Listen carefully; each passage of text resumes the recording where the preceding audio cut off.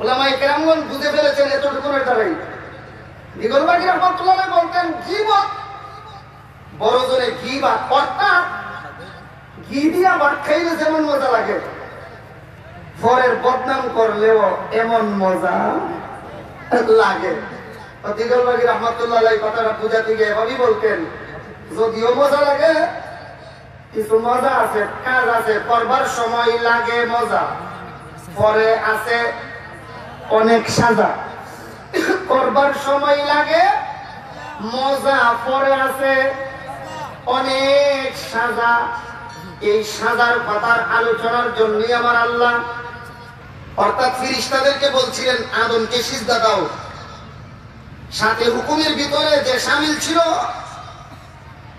সে ফেরেশতা কুলের উস্তাদ ছিল, উস্তাদ অর্থাৎ মিস্টার, সবাই বলে না মিস্টার ইবলিস।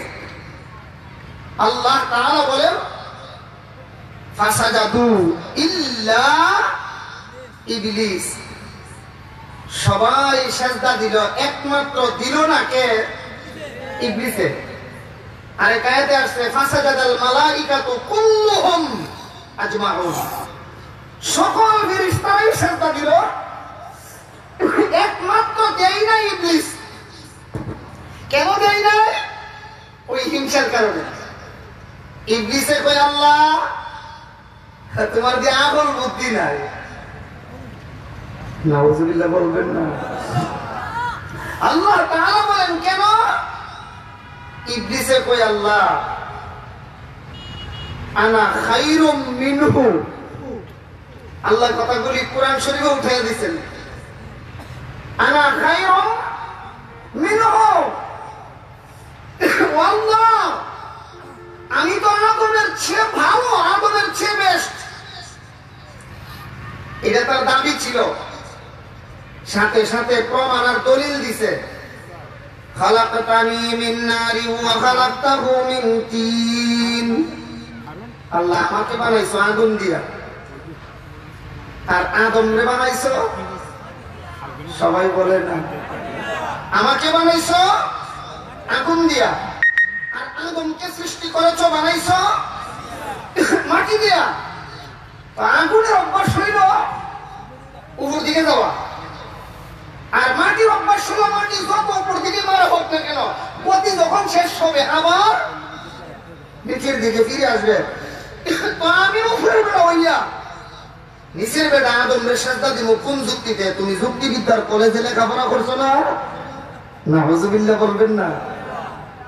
আল্লাহ তাআলা বলেন ইবলিস আখরুজ মালউনিন, বের হ অভিশপ্ত তুই, বের হ ইন্নাকা রাজিম, নিশ্চয় তুই অভিশপ্ত, মরদুদ, বিতাড়িত, বের হ। যুক্তি দিয়া সব জায়গায় মুক্তি পাওয়া, বলেন সব জায়গায় মুক্তি পাওয়া যায় না। ওই যে ইবলিস বলেছিল আনা খায়রুম মিনহু, আনা মানে সবাই বলেন আনা অর্থ, এই জন্য তো আমি বলি যে নিজের কই আমি, হ্যাঁ মিস্টার ইবলিসের আপন মামি, নিজের আমি মনে করে হাউসে বড় ডাঙ্গর মিস, আমার চেয়ে বড় আবার কে? হ্যাঁ জীবন ধ্বংস, তার জীবন, বলেন সবাই তার জীবন ধ্বংস, আমার চেয়ে বড় আবার কে? এই কথা বললে নিজের জীবন ধ্বংস। ইবলিস হিংসার কারণে বলেছিল আমি কেন সিজদা দেব, আনা খায়রুম মিনহু। এই আয়াতের তাফসীরের আলোচনা দ্বারা কি বুঝলাম? পৃথিবীর সর্বপ্রথম গুনাহের নাম, সবাই বলে পৃথিবীর সর্বপ্রথম গুনাহের নাম হিংসা। আর একে যখন অপরের প্রতি হিংসাটা আসে তখনই সে আস্তে আস্তে আরেকজনের গীবতে লিপ্ত হয়, বদনাম আর পরনিন্দায় লিপ্ত হয়। পরনিন্দার বদনামে যাওয়ার জন্য মূল ভূমিকাটা শুরু হয় হিংসা দিয়ে। বলেন কি দিয়ে শুরু হয়? কি দিয়ে শুরু হয়? হিংসা দিয়ে শুরু হয়। আল্লাহর নবী হাদিস শরীফে বলেন ইন্নাল হাসাদা ইয়াকুলুল হাসানাত কামা তাকুলুন নারুল হাতাব। রাসূল করিম সাল্লাল্লাহু আলাইহি ওয়াসাল্লামের সাহাবী হযরত আবু হুরায়রা রাদিয়াল্লাহু তাআলা বর্ণনা করেন, আল্লাহর নবী বলেছেন, ইয়াকুম ওয়াল হাসাদ, সাবধান আমার উম্মত, হিংসা থেকে তোমরা বেঁচে থাকো। এই দিলকে যদি পবিত্র করতে হয়, সাবধান, হিংসা থেকে বেঁচে থাকো। ইয়াকুম ওয়াল হাসাদ, হিংসা থেকে বেঁচে থাকো। কেন কেন? আল্লাহর নবী কয়, ইন্নাল হাসাদা ইয়াকুলুল হাসানাত কামা তাকুলুন নারুল হাতাব। কোন কথা মানুষকে বুঝাতে গেলে সাথে যদি দৃষ্টান্ত থাকে, বুঝতে এবং বুঝাতে সহজ হয়। কি বলেন ঠিক কিনা? এজন্য আল্লাহর হাবিব আমাদেরকে একটা দৃষ্টান্ত দিয়া বুঝিয়েছেন। সজাগ আছেন তো সবাই? এদিকে তাকাইয়েন, তাইলে আমার জন্য বুঝাইতে সহজ হবে। বুঝার জন্য ধরে নিন, এটা একটা গাছ। এই গাছ আর কাঠ কাইটা আগুন যদি লাগাই দেওয়া হয়, কিছুক্ষণ পরে কি দেখবেন? এই যে আগুন লাগাইলাম, আগুন লাগানোর দ্বারা এই গাছ কাঠ কি হয়ে যাবে? হ্যাঁ, ছাই বলেন, কি হয়ে যাবে? ছাই হয়ে যাবে। আল্লাহর নবী কয়, উম্মতেরা শোনো, একটা কাঠ বা গাছের মধ্যে আগুন লাগাইবার কারণে কিছুক্ষণ পর দেখা যাবে বিশাল বড় স্তূপ ছিল, কিন্তু আগুন লাগাইবার কারণে এখন আর কিছুই নাই, ছাই হয়ে গেল, ধ্বংস হয়ে গেল। এমনই ভাবে আমলের অভাব নাই, নামাজ রোজা হজ যাকাতের অভাব নাই, কিন্তু তোমার অন্তরের মধ্যে হিংসা নামক গুণ আছে, পরনিন্দার গীবত নামক জিনিস আছে। ভালো করে শুনে রাখো, হিংসার আগুন তোমার আমলে লাগার কারণে দুনিয়ার আগুন লাগে, কাঠ যেমন অস্তিত্ব হারিয়ে ফেলে, তোমার আমলের সাথে যদি হিংসা থাকে, হিংসা নামক আগুন তোমার আমল জ্বালায়া ছাই বানায়া দেবে। হাসরের মাঠে গিয়া কোনো আমলের অস্তিত্ব খুঁজে পাইবা না। নাউযুবিল্লাহ।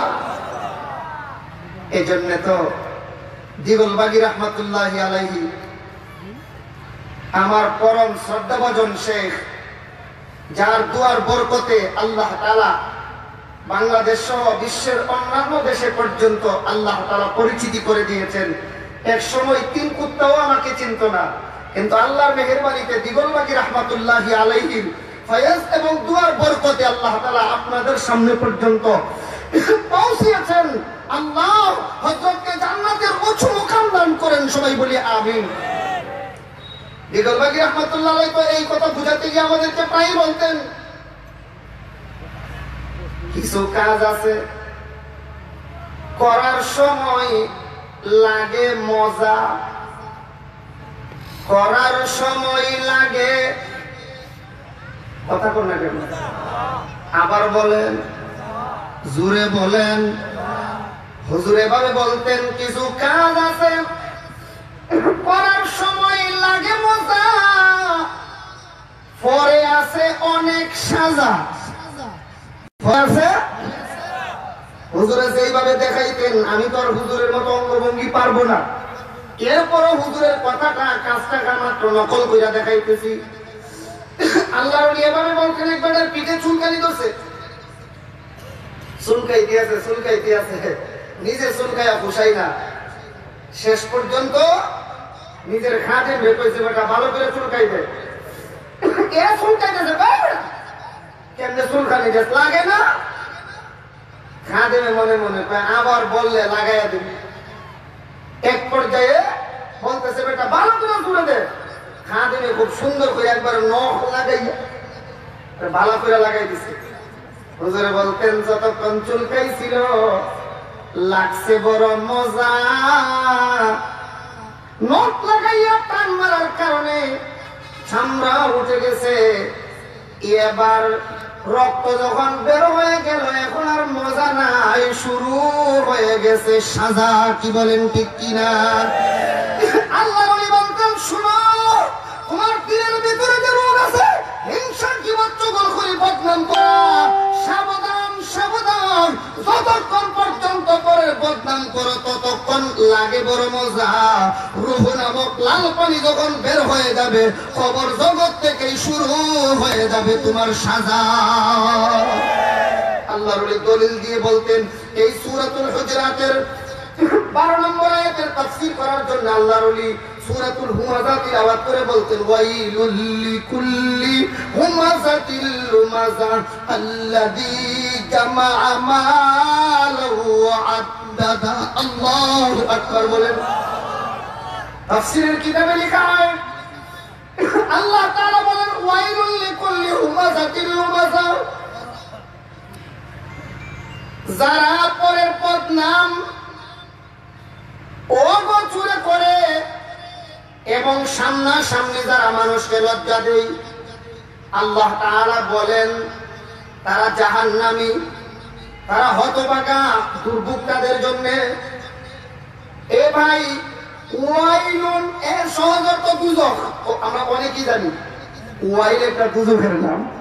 ওয়াইল একটা কষ্ট পাইতেছেন আপনারা বলেন, কথা বলেন। ওয়াইল একটা তাফসীরের কিতাবে লেখা হয় আল্লাহ তাআলা ওয়াইল অর্থাৎ দুজখী যে হবে রেজাল্ট দিয়া দিবেন আগে, কাজের কথা বললেন পরে। ওয়াইলুল লিকুল্লি হুমাযাতিল লুমাযা আল্লাযী জামা মালাহু ওয়া আদ্দাদা। এই কয়েকটা রোগের কথা বলছেন পরে আর রেজাল্ট দিবেন। কোন রেজাল্ট দিছে? রেজাল্ট আগে কেন দিলেন? এই আয়াতের তাফসীর যখন হাটহাজারী মাদ্রাসায় পড়ি, কুতুবে আলম আল্লামা হুসাইন আহমদ মাদানী রাহমাতুল্লাহ আলাইহির সুযোগ্য খলিফা, বাংলার হাজার হাজার শাইখুল হাদিসের উস্তাদ যিনি, শাইখুল ইসলাম আল্লামা শাহ আহমদ শফি রাহমাতুল্লাহি আলাইহি আমার উস্তাদ মুহতারাম। আল্লাহর ওলির জবান থেকে শুনেছিলাম, এভাবে হযরত দৃষ্টান্ত দিয়া বুঝাইয়াছিলেন। আব্দুল্লাহ আব্দুর রহমান আপন দুই ভাই, বড় ভাইয়ের নাম আব্দুল্লাহ, ছোট ভাইয়ের নাম আব্দুর রহমান। আব্দুর রহমান বড় ভাইরে জিগা, বড় ভাই আপনার ছেলে যে পরীক্ষা দিতেছে কি খবর? কয়টা পরীক্ষা দিছে? কই পরীক্ষা মোট হবে 10টা, দিছে কয়টা? মাত্র 3টা।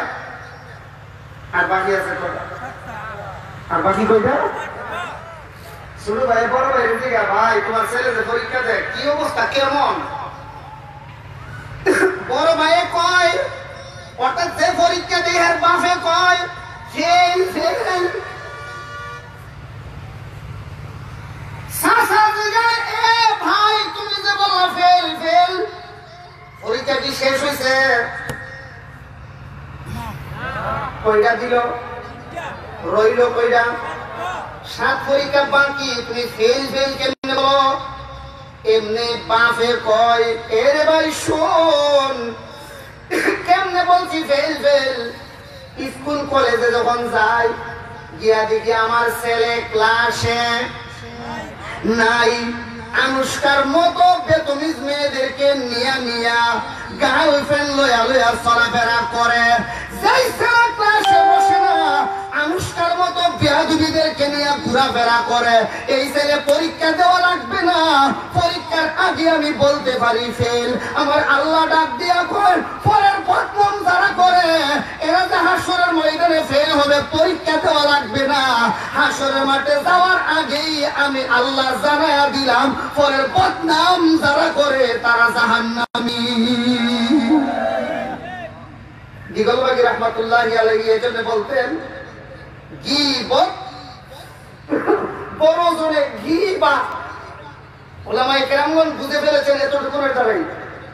দিগলবাগী রাহমাতুল্লাহ বলতেন গীবত বড় জোরে গীবাত, অর্থাৎ ঘি দিয়া ভাত খাইলে যেমন মজা লাগে, পরের বদনাম করলেও এমন মজা লাগে। দিগলবাগী রাহমাতুল্লাহ আলাইহি কথাটা বুঝাতে গিয়ে এভাবেই বলতেন, যদিও মজা লাগে, কিছু মজা আছে, কাজ আছে, করবার সময় লাগে মজা, পরে আছে অনেক সাজা। করবার সময় লাগে মজা, পরে আছে অনেক সাজা। এই সাজার কথার আলোচনার জন্যই আমার আল্লাহ